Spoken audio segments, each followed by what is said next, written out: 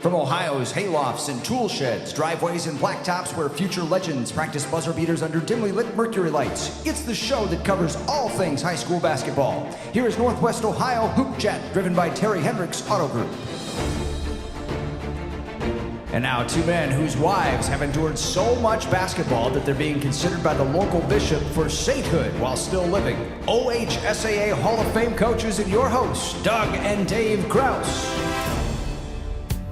Boy, that's a mouthful there, and that is right on. And that's just our wives for sure, but any coach's wives would fall in that category. I mean, or any spouse for that matter, because it's a full-time job, and it's gotten to be 24/7, 12 months of the year, and to have that spouse who is just in tune to what you're doing and why you're doing it, and at your side and support and everything you're doing, it's invaluable. And on top of that, then that person's they're the main parent as well at times. They're hauling their kids around, the kids, and which ours did often. And boy, you can't give them enough credit. So sainthood, Hall of Fame, I don't care what you put them into, that's all there. Yeah, every Hall of Fame out there for wives or spouses is for good.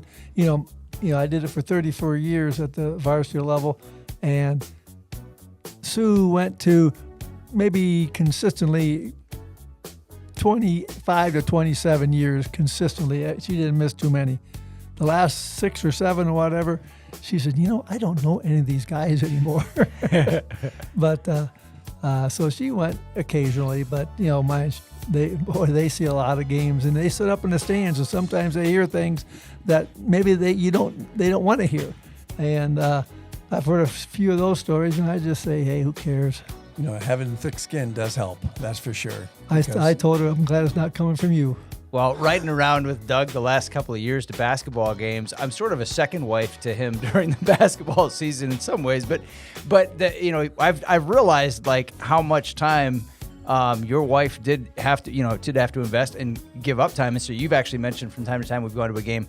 Well, Sue didn't want to come to this one tonight, and she's had enough, probably, right? Yeah. When I say that, I just say it facetiously because she's not coming.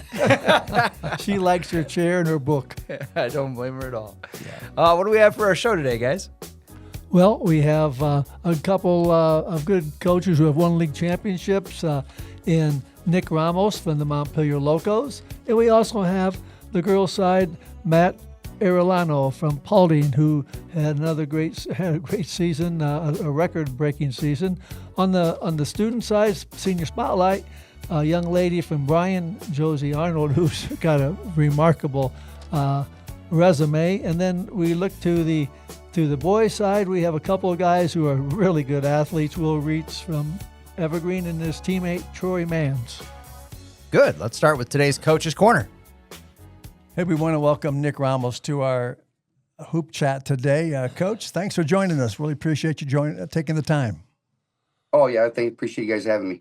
Nick is the head coach of the Locos, and boy, they've had a pretty successful season, wouldn't you say? You think so? 20-2, that good enough for you? 7-0 league champs? It's hard to top that. So congratulations on back-to-back league championship. That looks nice on a T-shirt.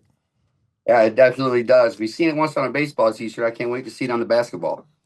Well, somebody's going to reap the benefits of that. Certainly, as mentioned, you've had a fantastic season, and boy, you're like on a roll too, Coach. 16 your last 17 games, you've been victorious, and now you start season number 2. You've got a blank slate, 0-0. So, what's been keeping your time here the last 2 weeks? The next 2 weeks of your next game and your first tournament game. Well, right now we're scouting 5 different teams to hopefully get out of sectionals and then move on to districts, and then from there, everything after districts is hopefully just gravy on everything. So, but yeah, we're trying to prepare for everything, but you know how it is. You really can't prepare for anything until you know what you're preparing for. So we're doing the best we can with what we know, with what information we have right now, and we're just trying to work the best we can with it. Well, again, it's your sectional. Well, I guess it's a final game. Basically, is Fayette on Thursday the 26th at home. Correct? Yes. Yeah, we got Fayette at 6 o'clock on Thursday at home, and then we'll move on. Hopefully, if that game goes well, we'll move on to Bryan after that. Get back to Bryan. So, well, what's anything that's maybe been keeping you up at night in that worry list type of thing? Well, before the draw, it was where Delphus St. John was going to go. That was keeping us up a little bit, and then after that, it's mostly just trying to get our boys focused on what we have to do as a team to get better, and I do think, like you said, on a little bit of a run there, 16 of the last 17 games, so we're doing some things right, but we always seem to have that little lull in the middle there where we just think we're too good for what we're doing, and we just try and shoot the ball, and we start settling for shots that people are giving us instead of working to get the best shot we can. So trying to figure that out has been keeping us up at night. And but I think we're doing a good job of that. We kind of got back to what we want to do here in the last couple weeks. So we're going to the tournament feeling confident, but not overconfident. Well, I understand that, Nick. Yeah, your coaching story to me is unique. You spent 17 years coaching at the lower levels, junior high, freshman, JV. You had 7 of those years, I believe, at Fayette and 10 at Montpelier. Yep. Then you got the offer the head job in the year 2022. So my question is, what's the biggest adjustment you had to make going from the assistantship to the head coaching position? Well, really, it's just, and it's putting good people around you. I think I was always told that, if you're the smartest person in the room, find a new room. So, I don't want to be I don't want to be the smartest guy in the room by any means. So, I try and surround myself with good people. And I think I've done a pretty good job of that as a coach. And, bringing in people like Chris Fiddler and, some of the younger guys from here in town to bring in that Montpelier aspect, and then getting some of the aspects from out of town. I think that's one of the biggest hardships is to find those people, them good people to surround yourself with, so that you're not just surrounding yourself with people that want to do everything you want to do, and you're getting opinions and you're getting good advice from other people. I think that's one of the biggest things. Yeah, I like that to come with. Yeah, I like that for sure. How about in the last 3 years, your championship seasons? You obviously have your guys on your team, your players, they have bought into your program. So what do you think? Yeah. What do you think led to that, Nick? I think just the longevity in the program. I think the boys know that they can trust me. They know that I'm probably not going. Not probably, but they know I'm not going anywhere. They see that I believe in them, and and that's a big part of it. And once you start winning, it's easy to make the kids believe. Well, that leads me to a question that you hear a lot. So I'll let you answer. So what comes first, Nick? Success or confidence?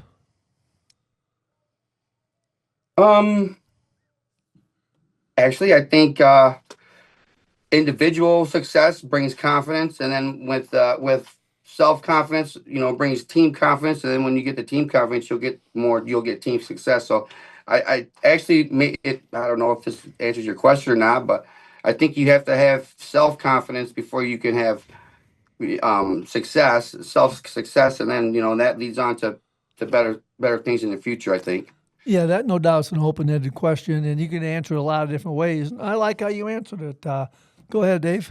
Well, what about just your current team and obviously the success you've had this season, Nick? Why don't you give us a quick overview and that kind of explains your identity of your team on both ends of the court, please. Well, I'd like to start defensively, because that's, I know we score a lot of points, but that's where I think our heart of our team lies in our defense. I know we're not staggering anybody defensively, but I think our defense leads to our offense. Coach Fiddler always tells the boys, good defense leads to good offense, and they kind of giggle about it because we say that so much, and the boys they're saying it before we say it nowadays, so defensively, the way we move our feet, the way we help each other, we're doing a good job in our full court press that we use. The boys are really, I think we're getting better in that at every game. Our traps are getting that much shorter. At the beginning of the season, we were leaving our traps a little bit wide, but now we're doing a better job of getting into that. We're doing a better job of talking through our defense. of letting each other know. The backside guys always got to be talking no matter where the ball is at. So I think we're doing a great job of that right now. Offensively, we kind of run through CJ Fiddler. We also, but not just CJ. We have, he starts things for us, but he's more than willing to give the ball up. Wesley Hartsock does great things for us. And then you talk about our two seniors that you guys spoke with last week, Hayden Sharps and Kenny Smeltzer. They're pretty good players as well. So offensively, we have a lot of firepower, but it all runs through CJ. Well, yeah, I understand that. And you mentioned the two guys we chatted with last week. They were very impressive. And again, we all, they mentioned the importance of CJ as well, along as other teammates. Let's the 3 consecutive league championships that you've won. What has meant the most to to your school and the community? What has this meant to the school and community? Well, I think it just shows the relevance. That Montpelier was basketball. We were bottom of the barrel for a long time. And I think it just shows people that with a little bit of hard work and determination that anybody can move it up. And with that first championship we won, nobody expected that group to do anything except for us. And when they pulled that off, that really surprised a lot of people. Some of the wins that we had that year really solidified our team in the community.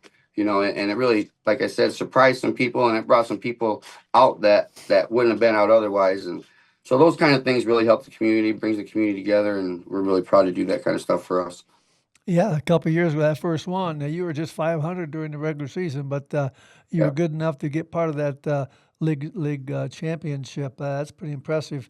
The one other thing I think has been awesome for Montpelier is you went from the NWOAL to the BBC, and I know that you, as a member, the original members of the state's longest surviving conference. Thank you.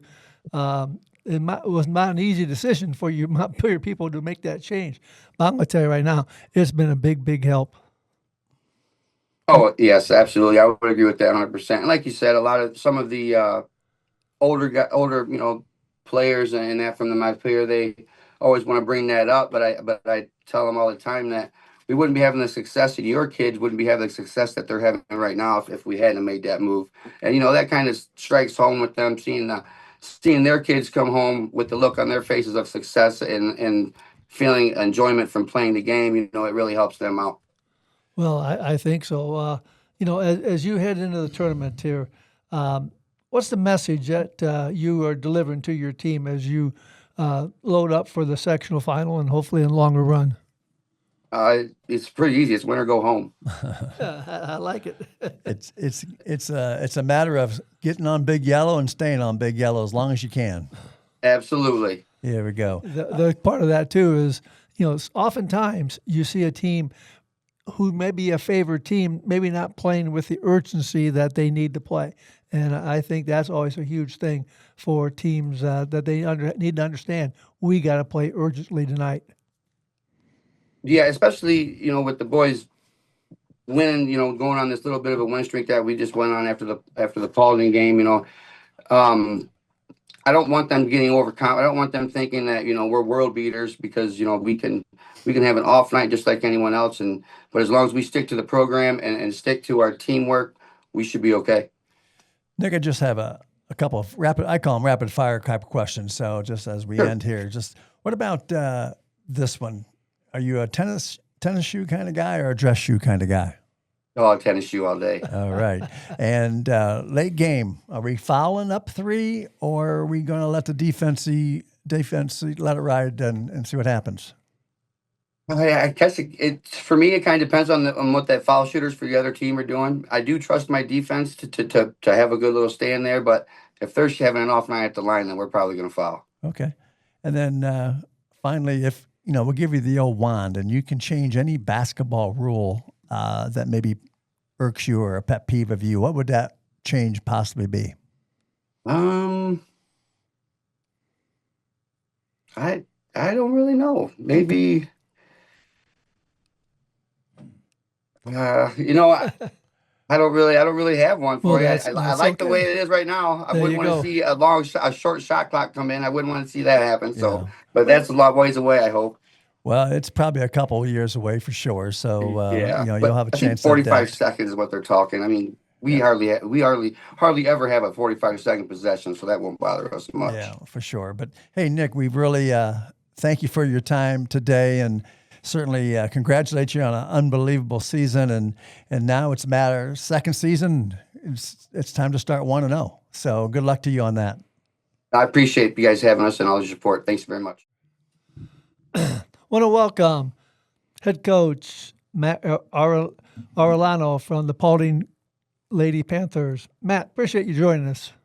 Thank you very much. We appreciate you having me. Well, for sure. It's our pleasure. Hey, what a season you've put together. 20-2, school record, first time ever GMC champions at 7-0. I mean, first time in Paulding lady girls history that you won a league championship as well for the GMC. As a Paulding alum, what does that mean to you as well as your school and community?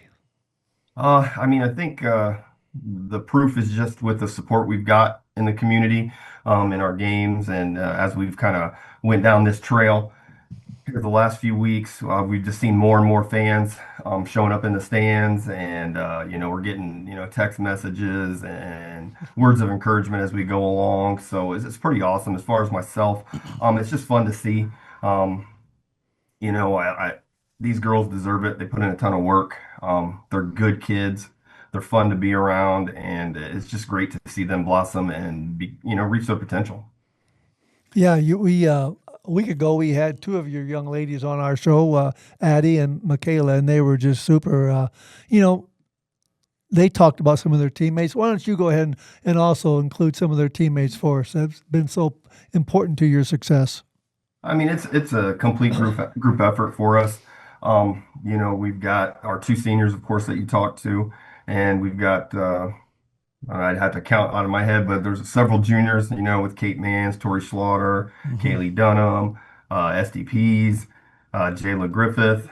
I hope I didn't miss anybody out of that. Libby Breyer, who just came back from injury, here to help us out in the tournament, and a couple young bucks with Anya Mead and Maddie Clark, and then we just added in Allie White to that group. I think that covers them all. But it's just a team effort. Not only do they contribute on the court, they contribute off the court. The ones that do not get as many minutes, they're jovial on the bench. They're helping out their teammates. They're picking them up when they have a bad game or a bad possession. Mariah Manz, I can't forget her either. She's awesome too. So I did forget one. I knew I was forgetting one. But so it's a group effort, and you don't have to chase these girls down to get them into the gym in the summer. Yeah. And I think that shows. It goes a long way. They put in the work, they put in the time. They don't enjoy conditioning, but they do it without too many gripes. They know it's part of building our foundation. Just all those things just wrapped into it. It's just a great team. It's fun to come into the gym every day, and I couldn't ask for anything more from a team. Well, before we go on any further, we got to backtrack a little bit. So why and when did you get interested in the coaching field? What started it? What got there? What got you peeked into that? I think with a lot of people in our area, I had kids that played, and of course, so I would coach them in their many things, and their many Panthers and travel teams and things of that nature. And then decided I wanted to give it a go. Talked to the head coach at the time on the boys' side, coach junior high there, coach freshman, coach JV, and had the opportunity to flip over on the girls' side. Did the same thing. You just kind of get that bug, and I always call it light bulb moments with kids when you see them get something right in a game that you've been working on in practice, whether it be individually or team wide. you live for those things, to see their face and they look at you like, oh my gosh, I just did that. Yeah, absolutely. And those things kind of keep you going. And, every year a new class comes in and you get to know them and you want to keep doing it to stick it out with that group. So, I'm not sure how I'll ever quit doing this, but Well, we see. both can relate to that. Yeah, Real quick here as a follow-up, you mentioned some guys, but who in particular may have influenced you as far as your coaching style and so forth? Anybody in particular? I think I've taken a lot from everybody that I've worked with, watched. Mark Rhodes is a big one Oh, for me. Mark. Spent 3 years with him. Sean Brewer is still Oh, yeah. somebody I can talk to this day. He coached my sons, and you know, anybody I've worked with, I try to take something away from it. I learn every day from my assistants. There you go. I think they're all good enough to be head coaches, and that's great to have. Nice. Well, you mentioned the coaching bug, and we are two examples of you don't really lose that coaching bug, Matt. It's gonna stick with you for a while, regardless what you end up doing. But Yeah. and that's not a bad thing. Let's go back a little bit and just talk about the growth of your program. A couple of years back, you had a 10-win season, and then last year you moved up to 19 wins, and now here you're at 20 plus. And what's been the keys to that growth and the success? For this particular group, I mean, we can pat ourselves on the back all you want, but you got to have some talent, and we have some of that. And to mold that talent into a unit that can work together, that's where we kind of come in and fine tuning things and teaching them the little things that maybe they don't think about that can enhance the skill that they already have. But I think the biggest thing with this group has been their commitment. The commitment to win. I told this group, 3 years ago that this is a conference championship type of team. This is a team that can make a run in a tournament setting. This is a team that can be a force, every single night. And you could see bits and pieces of it as we were coming along. When these juniors were freshmen, you can see it bit by bit, little by little. Growth of Addie Pease has been huge. She was always a good player, but now she's understanding how to read screens, how to do the little things, and that came last year, and I think just all together, just their commitment, I think is the biggest thing, for this group. So as you talk about a year ago, you got to the district final game, lost to a very strong OG team and program, but that's always kind of a goal, let's get to the districts and see how far we can play. And was there anything that maybe you took from last year's experiences? Maybe you may change things in the summer that maybe you feel has been kind of the infamous, the start as to why things have gone a little bit different too and more successful. I think what we took coming out of that tournament was that we were good enough. Yeah. We were on the right path. I think we were the first team that had OG down at the half. Yeah. I remember that. Yep. Yeah. And, if we could have figured out a way to score for those 5 minutes that we just went in a drought, who knows what happens in that game, and we didn't lay down. We came back in that game, got it back to single digits. And so we figured out that we were good enough. We were who we thought we were. And, we just wanted to build on that. So we didn't want to change anything. Sure. We wanted to build on what we were doing. It reinforced that our ideas and our thoughts and what we had planned for this team was correct, and we just needed to do it better. Well, as you finished your season, you had really what I call just two really, really super wins. Obviously, the Fairview win, which garnered your league championship on, not sharing it. It's a selfish thing to have. That's a good thing. And then your Parkway win was over a very good Parkway team as well. So as you prepare for Saturday's tournament game, what, if anything, Matt, may be keeping you up at night? I would say the biggest thing is, we don't want to be satisfied. We've got a lot of pats on the back this year. Yeah. And, for 20 wins, winning conference. And sometimes it's easy to think you got this thing under control. And I don't want us to feel that way. I want us to still feel like we're in that underdog role that we've played the last 2 years. So I think that's the biggest thing is to not feel satisfied, to keep this thing going. Let's see how long we can play. Yeah, I like that. I like that a lot. At this stage of the game, especially as you enter your play on Saturday against Delta, I think the team that comes out more urgent will be successful. And then that's what I'm hearing you say. We can't be satisfied. We go out urgently. We have the skills. We can definitely move on to the districts again. That's a great point. But let's go back. I got a good, interesting question. You're unique in the fact that you have your son Alex on your coaching staff. How's that been working out for you, and him too? I mean, honestly, it's a dream come true. I mean, to actually get to work with him every single day and see each other on a different level than we've seen each other our whole lives. Yeah. And we do a good job of keeping that separate. Sure. And he's an excellent mind. He's played all over the country. Sure. And had 4 years, 5 years with the COVID year of college basketball. Mm-hmm. So he's got a wealth of knowledge, and like I said, I learn stuff from my assistants every day. I learn stuff from him every single day. So it's a blessing, it really is. And it makes this job even more fun. I was completely satisfied with it before, but having him here is just another thing that keeps me wanting to do it. Yeah, for sure. I remember Alex. He was an aggressive, physical player, and I know you are an energetic guy. Gets after it, and they oftentimes say that a team will take after their coaches. Do you think your team takes on that aggressive, physical, energetic group that your coaches are? I think they definitely feel it. They feel my urgency. I also feel like they feel my calmness too. And some situations where we could fold.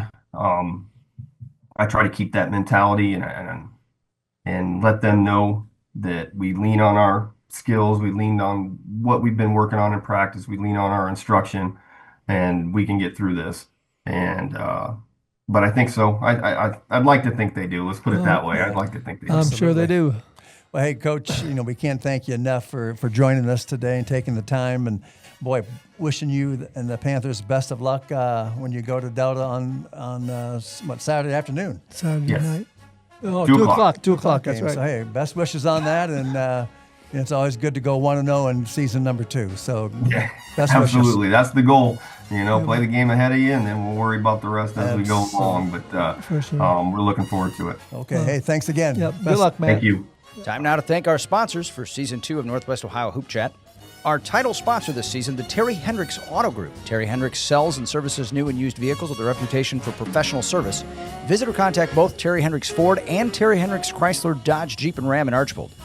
D&G Welding of Archbold. Call 419-445-5751 and ask about their mobile service. Rely on D&G Welding for all your welding needs. American Freedom Energy, located just off US 24 on Highway 109 by Liberty Center. If you're traveling in the area, stop in for a fuel fill-up of high-quality Marathon gasoline. And while you're there, pop into Grandma's General Store. You'll find locally produced grocery items from local Henry, Fulton, Defiance, and Williams County producers. Ward's Power Sports and Carts in South Archbold, your hometown experts for top-quality golf carts and UTVs. Stop by or go to www.wardscarts.com and see why they're the area's trusted choice. S&W Mills of Archbold, proud supporters of the Archbold Blue Streaks and all our area students and athletes. Call S&W Mills of Archbold for all of your animal bedding needs at 419-445-5206. Viking Trucking in Ridgeville Corners.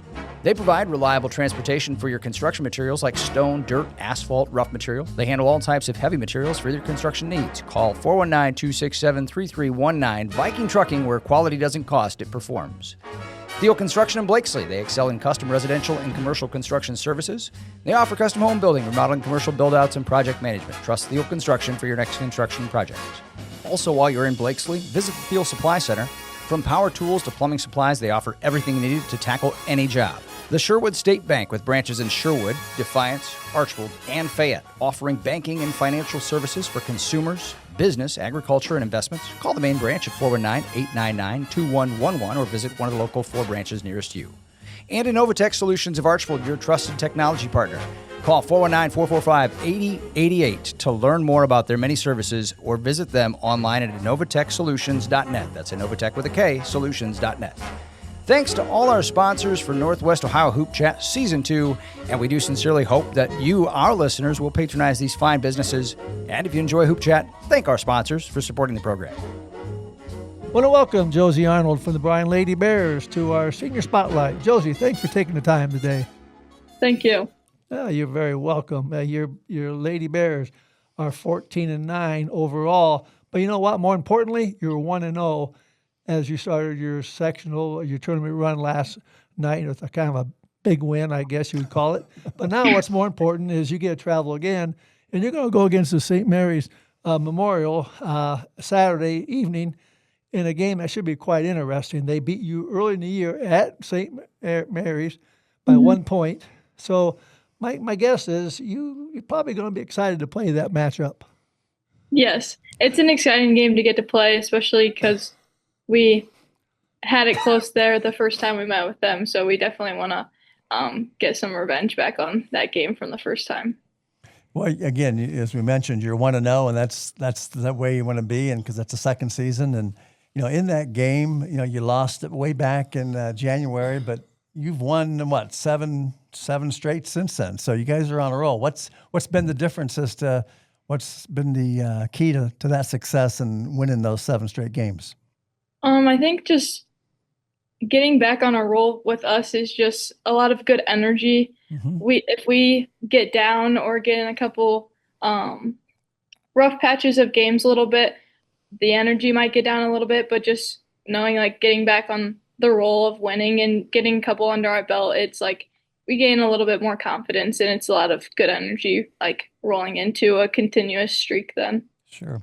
The one win that you've had there that I looked at that really kind of caught my eye and impressed me was your win versus Liberty Benton, a team that's really, really good and tall and lengthy, and you beat them. And what might have been the key that day, because they beat a pretty good Patrick Henry team just recently as well. Mm-hmm.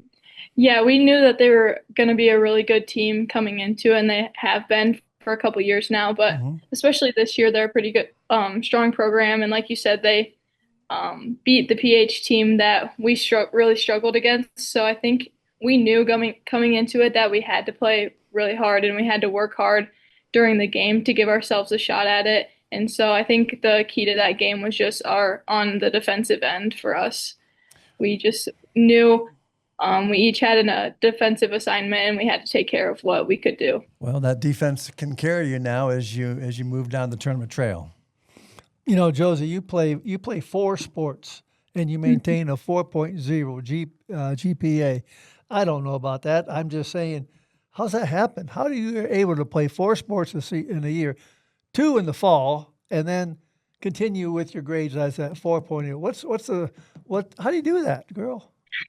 I mean, coming from my family, we stay involved in a lot of sports, and I think it's just our nature to be busy all the time. It would be honestly weird if we didn't have a practice or a game to go to every day. So I'm basically just used to that. Growing up, I've been everywhere with sports, and it's a major part of our life. So, and I also have a lot of pride in my academics as well, and I don't want to see anything lower than the GPA that I've had, and so I make sure to stay on top of my schoolwork as well, and I cared a lot about my sports, but also my academics. Well, I like that. How about over there at Bryan? How about a favorite class that you might have, or maybe a teacher that has inspired you the most? I enjoy math classes for the most part. I wouldn't say that I'm taking calculus this year, and I don't know that one's been my favorite, but Mrs. Cummins has been my math teacher for those classes the past 3 years in high school, and I really enjoy her and how she teaches her classes. Well, there's a saying out there, and you are the epitome of it. How you do anything is how you do everything. So obviously your approach with your academics and your approach to athletics has been really impressive. And again, going back to those 4 sports, what's it, soccer and golf? How do you do that in the fall? How do you play soccer and golf at the same season? I mean, it has a lot to do with time management. You have to make sure you're on top of your schoolwork as well at the same time, but it's a lot of props to my coaches as well. They sacrifice some time in practices that I've missed. Like I'll have to miss a couple soccer practices here and there for golf matches, but you have to take priority in what's most important that day. But also, I didn't get to practice with my team in golf as much as the rest of them did. So it was important for me. I had to go to soccer practice, and practicing on my own was a big part of golf. And my dad and I would go out a lot just on our own to make sure I got in the practice with golf that I needed to as well. Well, speaking of your dad, I'm sure you kicked him around on the course, didn't you? Yeah. Don't ask him about it, but I definitely have a couple times. Oh, I may have to ask him next time I see him. Okay, let's go back to basketball here a little bit, Josey. You know, you're a fourth-year player now for the Lady Bears. I tell you what, your freshman and sophomore years were some of the most exciting seasons that has been in Bryan Lady history. 25-3 your freshman year, Final Four. Got beat by a really good Cincinnati Purcell team, really good. Anyway, 25-2 the following year, regional final. 40, 50, and 5 those two seasons. I mean, give us how that was. I mean, what was your feeling about that experience? How good was that? How fun was that? It was a lot of fun, and I didn't get as much time on the floor as I say I would these past 2 years, but just getting the chance to play alongside those girls who made our program so strong, it was just really cool to see all of the hard work that myself and then my teammates on those teams would put into the program. And we just a lot of us had played for so long, and we've worked really hard for those moments. So it was cool to see those kind of pay off. And it was just a really surreal experience to be able to make it to state and go to regionals, and just those tournament runs were a lot of fun. Well, the other thing about that is the excitement it gets in the community. I mean, I know you had great following from your community. That had to be fun too. Yes, it was really cool to see all of the community that came out to support us, and honestly, it helped us. I believe that it helped us in a lot of those tournament games as well. Without as many fans and energy that they brought to those games, some of them might have been a little bit different for us. So it was really cool to see that. Well, then obviously you'll play softball come this spring when that comes around, but and success in that sport as well. But all your activities in terms of athletics, what's been the biggest lesson sports have taught you? I think probably just the biggest lesson would probably be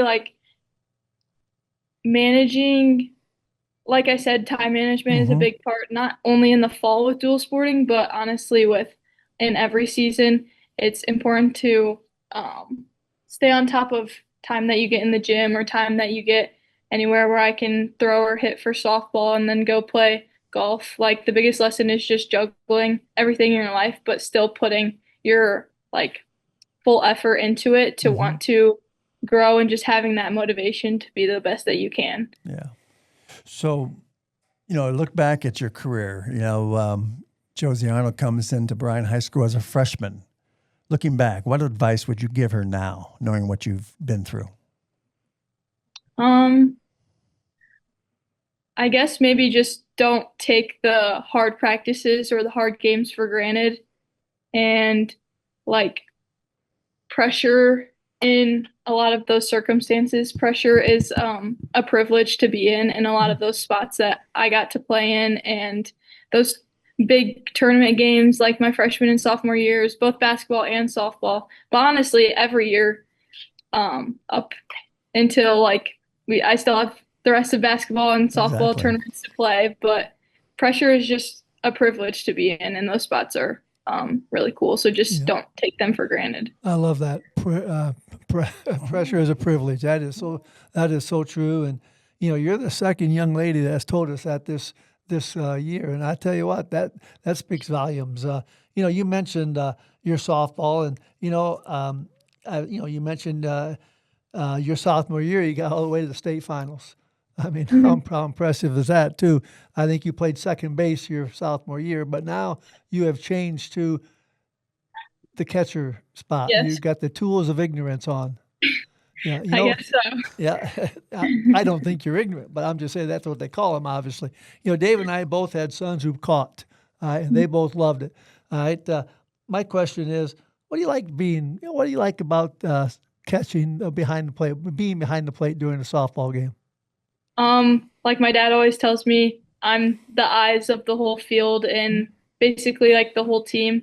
And so it's honestly like a big leadership position, and like you run a lot of things from back there. You can see everything. So communication is a big thing. So I don't have trouble being quiet in any sport, and except for I can't really be loud in golf. But if you're in the building, please go to the teaching stairs and anthem. I would just say that Building, the please go to the communication, the communication part is like the biggest. Like right now, it's kind of tough with that background with the Right. PA announcement. You didn't get called at the principal's office, did you? No, not me. Oh, okay. Thankfully for that. Let's go. The four sports that you play, which one has challenged you the most, and why?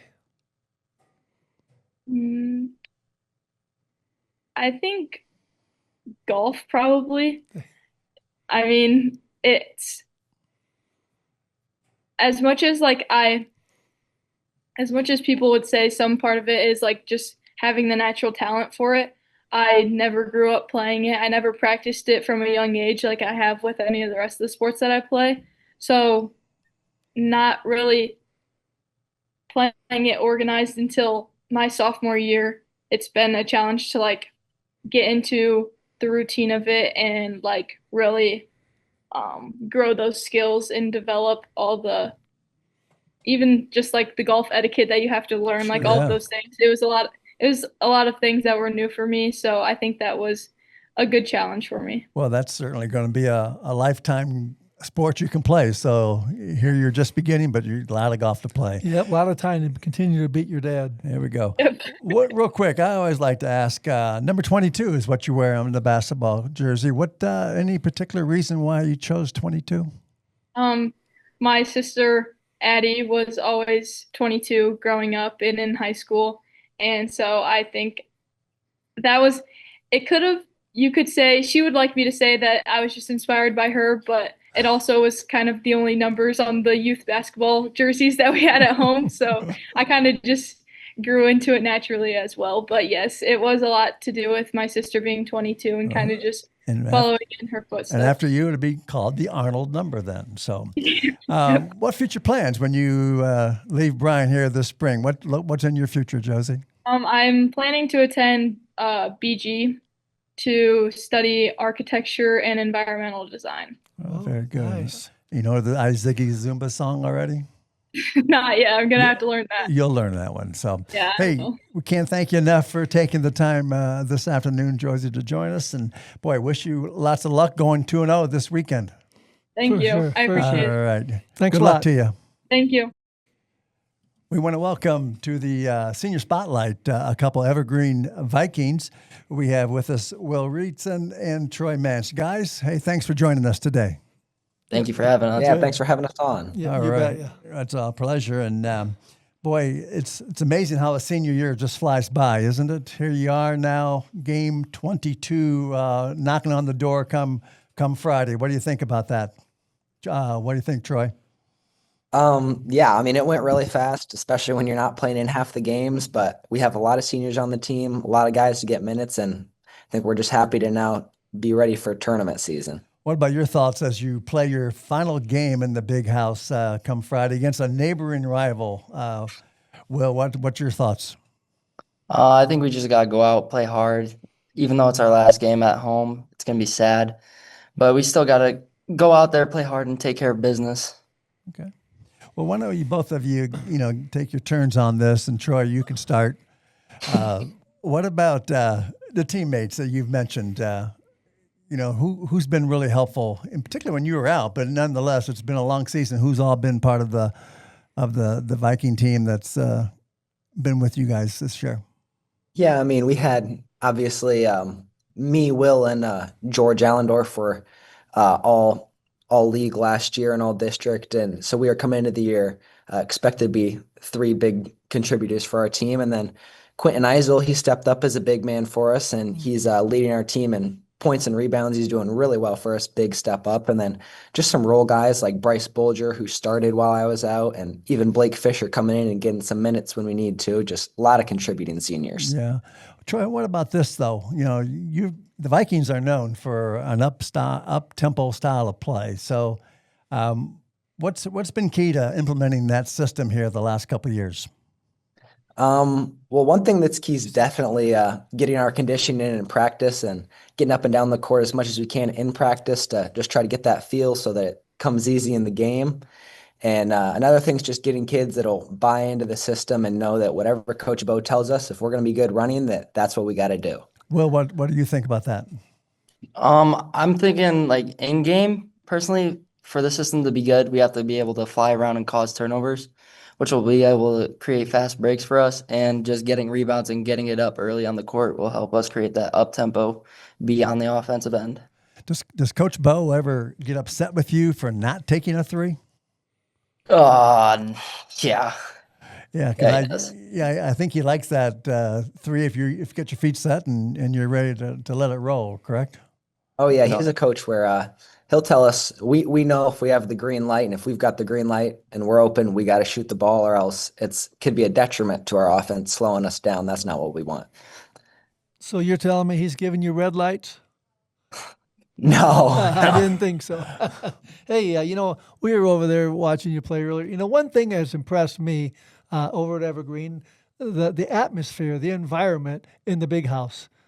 You've got great support over there. Will, what do you think about that? How do you feed off that?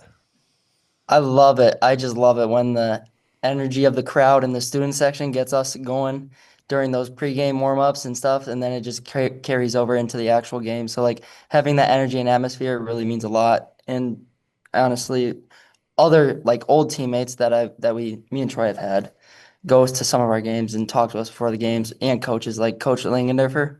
He'll come and talk, get us riled up for the game, and it just means a lot. Nice. Will, Troy, what do you think about that?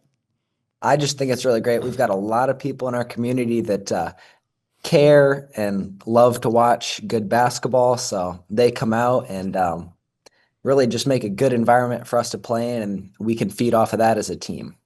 Well, this season, 12-9, you certainly have had your ups and downs throughout the course of the season. What are some ups? Will, start with you here. What have been some of the positive moments of this season for you? Some ups that we've had is that winning streak that we had early in the season. But then, unfortunately, like one down is Troy going out, which didn't really help us at all. And then him going out, being our true point guard, like it creates a lot of pressure on me and George and Quinny, especially, who are like rely on scoring. But some other ups is that, even at Otsego, we may have lost that game. It was still a very good battle. Like no team should lose a game. No team should lose a game when you scored 90 points in that game. Yeah, I understand that. That's for sure. Troy, what do you think about maybe some downs on the other side? I know one down for you. Yeah, definitely getting injured was something I wasn't expecting, and we weren't expecting as a team, but I thought we battled through that really well. We've played some league games, and our league's always competitive, real hard to win it. So teams like Archbold, Wasion, that we lost to, I mean, those are always going to be hard games, whether I'm in them or not. And so those are games where we lost them. We couldn't get too down on those, just knowing those are good teams with good coaches. Well, that's for sure. And, Troy, during that time when you were out for those 10 games, how did your role change? I mean, you were a leader as the point guard. How did your role change? You were still part of the team. What'd you do then? Yeah. My role definitely changed. I couldn't go out and be a physical leader, but I sat at the end of the bench and I was vocal. I would bring George over during breaks or during free throws, and I'd tell them something that I saw. I'd try to be as much of a player coach as I could be and try to help them out any way I could, even if I wasn't playing. Well, I like that. And, go back to you, Will. You've mentioned a couple of guys who have been huge to your team. I was very impressed when I saw Quinn Eisel this year. That guy is a horse. What would your description of him be? Um, just him being able to adapt in the role that he's played in now is honestly truly amazing. Because like it's a big task to take on after what's happened previously with his health conditions, obviously. And him being able to overcome those and grow as a leader and become a captain of the team truly means a lot. Like you couldn't ask for somebody else other than him. Yeah, and Allendorf, I've been really impressed with him too. Troy, what would you say about George and his play? George has played really well, especially in my absence. He had to take over a lot of that point guard role, and he was someone who was mature enough to help lead the offense and know that his role was going to be to score, but also do some distributing that a point guard has to do. So I think he did a really good job taking on that role and trying to help lead the team where I couldn't. What are some things, fellas, that you think you take a lot of pride in doing that maybe really don't show up in the box score? Will, what do you think? Sometimes you can have some rough nights on the offensive end, but what'll make up for it is being able to play really good defense on a really good player and being able to cause a lot of turnovers and stuff like that on the defensive end to make up for the lack of your offense. Nice. Troy, what about some of your things that don't appear in the box score? What do you take pride in? Some of the things that don't appear in the box score for me are just like hustling on defense, going maybe just making a little extra hustle to try to save a ball that could be important, just swing the game. And even when I was out, just being a teammate that was uplifting my teammates when they needed it. That's obviously not going to show up on the box score, but it can be the difference between someone's mentality for the rest of the game. Sure. Well, Troy, you obviously had your knee injury back toward the end of December, and at that time, my understanding was you were feared to be done for the season. However, you got back in the game, and last Tuesday against Fayette, somewhat, and then you continued on Friday. What enabled you to get yourself back on the court? That's impressive. Yeah, we did originally believe that I would have been out for the season, but we got some second opinions, took an MRI, and it looked like that I could come back through doing some rehab. So I went to physical therapy a few times a week, really worked hard at it. I think a lot of it was how much I just really wanted to help our team and try to get back out on the court. And so when I was finally able to do that, it was just something that benefited both myself and the team, and that's really what I wanted to work for. So are you wearing a brace or a wrap of some sort? I wear a compression sleeve that's just kind of for the mental side of things for me, but really I don't need any sort of brace. Okay, awesome. That's so awesome. Will, in that light, you guys missed Troy for 10 games. What was his injury? How did that injury of his impact your squad in those 10 games? It impacted us physically and mentally because he's a big key for our team. But I'm really proud of what Bryce Bolger did, stepping up and replacing him, because that's a big role that you have to take on, especially not playing for basketball for a few years and just coming back and playing. That's a big role, and I'm proud of what he did. And Jake Farley, we brought him up from JV to varsity because he's like Troy on defense, big pass and gets to poke at balls a lot, and it's just been truly a blessing to have him back. Well, you know what, you guys, play different sports, and I know Will, you were an all Ohio defensive back.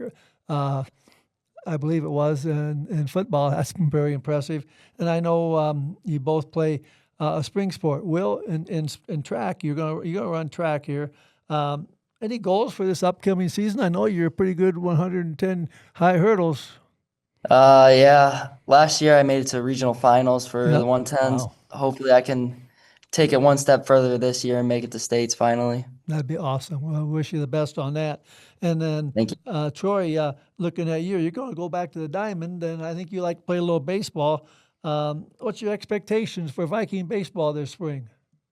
Well, the expectations are pretty high. Coming into the second year under our coach, we went to Elite Eight last year and got a share of the NWAL title. So we're definitely not looking to downgrade, trying to win that outright this year over Archbold, hopefully, and make it back to the regional final, maybe even a state berth. So really hoping for that. Well, that's awesome, and we wish you guys both the best on that. And we really can't thank you enough for taking the time here this afternoon to share with us. And we enjoy watching you guys over at Evergreen. You guys play your butts off, and we appreciate that. And wish you the best as you finish the season and in the tournament. Yeah, thank you guys for having us on. That was great. Right. Time now to thank our sponsors for Season 2 of Northwest Ohio Hoop Chat.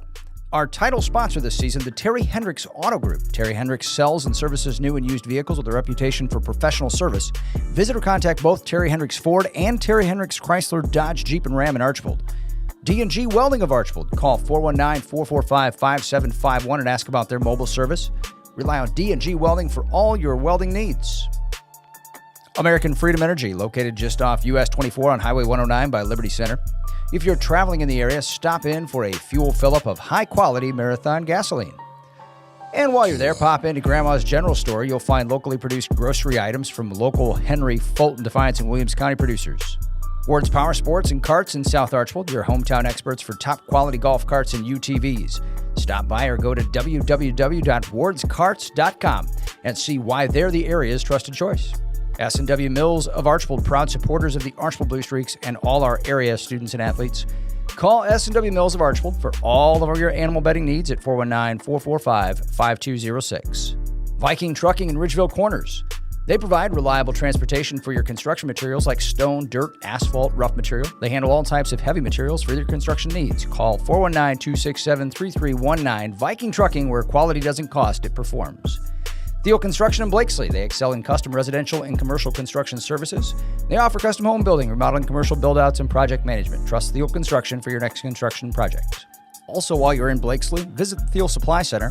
From power tools to plumbing supplies, they offer everything needed to tackle any job. The Sherwood State Bank, with branches in Sherwood, Defiance, Archbold, and Fayette, offering banking and financial services for consumers, business, agriculture, and investments. Call the main branch at 419-899-2111 or visit one of the local 4 branches nearest you. And Innovatech Solutions of Archbold, your trusted technology partner. Call 419-445-8088 to learn more about their many services or visit them online at innovatechsolutions.net. That's Innovatech with a K, solutions.net. Thanks to all our sponsors for Northwest Ohio Hoop Chat Season 2, and we do sincerely hope that you, our listeners, will patronize these fine businesses. And if you enjoy Hoop Chat, thank our sponsors for supporting the program. All right, that sound means it's our final buzzer time. And guys, last couple of weeks ago, we did a mock draft of the seeding process for the district in the area. We did one for Division 5, but we actually looked at all the divisions in the area. And you guys came pretty close when they actually did the real draft on Sunday. Well, pretty close. If 50% is good enough, yeah. Of course, the one thing we didn't know the actual RPI for the seeding. But we were 9 of 18 selections we had accurate. We had 2 total brackets correct, and we had 5 other situations where a team's got in the right half of the bracket. So that's pretty good, 9 of 18. Not bad at all. Yeah, we got to give our pal Paul Wayne credit too, because he was part of that trifecta to get that. Sure was, because he knew those colors really well. Yeah, he had some trouble with the colors, but. It was an interesting draw. I sat on Patrick Henry's draw just to kind of watch how it proceeded, and they got done seeding their Division 6 bracket in 20 minutes. Wow, it went really quick. I was impressed by how well organized it ran. Zoom technology didn't fail or anything. It all worked to perfection. So yeah, it was a quick draw. I was surprised. Yeah, the thing I thought was unique after both the guys and the girls draws the last couple of weeks. There are some, teams doing pretty much what you expect them to do, stay away from the top seeds. So, for example, Ottawa Glandorf was top seed in the girls, and we're going to talk to Paulding coach Arellano, and his Paulding Panthers are going to open up at Delta. And there's not any better girls sectional final game than that one right there. And they did that because he wanted to stay away from OG, and why wouldn't he? Yeah, they took him. They had a game last year with him in the district final. So, choosing to avoid them is not a bad decision at all. It makes them, they could have gone to another bracket and had a home game, But now they're going from the Paulding jungle to the Delta jungle to play their first tournament game come Saturday afternoon. And that will, like Doug said, that's really a good game. You got a GMC champion going into a runner-up NWL gym. So that is probably as good a game as you're going to get. Yeah, the other one in the guys, even though it's not in our area, down south, everybody was running away from Marion Local. and an interesting matchup then is Spencerville going to Lima CC. Spencerville and Lima CC for a sectional final. Whoa. Both, 3 or 4 lost teams. So you can't get one better than that either. You're talking big time. I mean, you want to get away from a team bad if you go do that. I did think that was interesting, too, in a couple of divisions where teams went for the distance and stayed away from who they ordinarily would have had to face in district semi or district final. They went someplace else to avoid that, and it set them up maybe for a little bit longer run, maybe another, one more game to play. Well, and that's their choice. That's the prerogative of your call, and everybody had their reasons as to why they went the direction they went. So best of luck to all of them. It's a great time of the year. We also want to recognize in our area the championship teams. On the girls' side, the GMC undefeated Paulding Panthers, and then in NWAL, the undefeated Patrick Henry Patriots. BBC, there's a 3-way tie. Fayette had a huge win against Stryker last week, so it's Fayette, Eden, and Stryker all sharing a piece of that championship. Congratulations to all those champs. And then we want to add Napoleon to that. They got their half of the a share of the NLL. They shared it with Fremont, so congratulations to the Lady Wildcats. Yep, and then the boys' side, Paulding boys had a great season and won the GMC, undefeated as well.